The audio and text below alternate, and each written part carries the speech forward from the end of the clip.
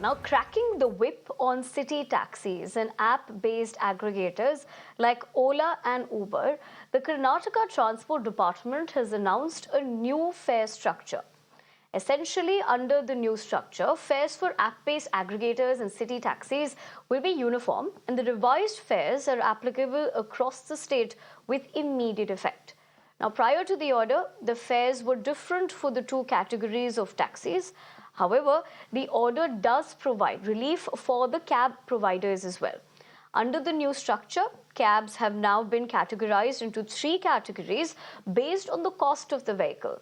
So the order bars aggregators from collecting any extra charge, but does provide the service providers for waiting charges, GST collection, toll charges from passengers, and extra 10% for cabs booked between 12 a.m. to 6 a.m.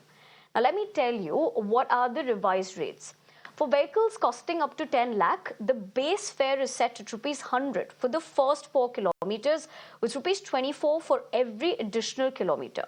Vehicles costing between 10 lakhs to 15 lakhs, the fare is set at rupees 115 with rupees 28 for every additional kilometer, while vehicles costing over 15 lakhs will charge rupees 130 as the minimum fare with rupees 32 charge for additional kilometers. Neha, my colleague, joins me live on the broadcast. Neha, very good morning to you. We do know as far as cabs and citizens are concerned, has never been the greatest story in terms of the money aspect of it.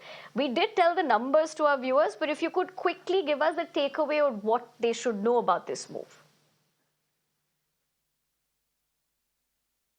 Well, yes, Nivedana, that's right. In fact, the government, of course, trying to set a uniform price here for cabs, whether it's the state-run cabs or whether it's the private taxi aggregators. This is a move now that's been hailed by the taxi unions as well.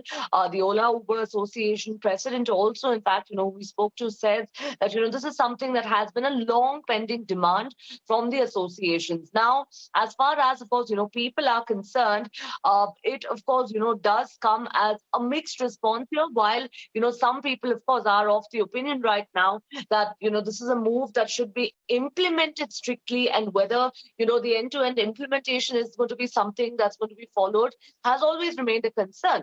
However, of course, if at all, it is implemented, it will definitely be a welcome move, of course, for several people here who often tend to use cabs to travel. Remember in the past as well, we've seen how taxi aggregators have flouted norms of the government left, right, and center, and there's been absolutely no curb on that whatsoever. So this time around, at least, we're hopeful that the government, of course, that has now brought in this new move, walks the talk and ensures that, it is implemented thoroughly.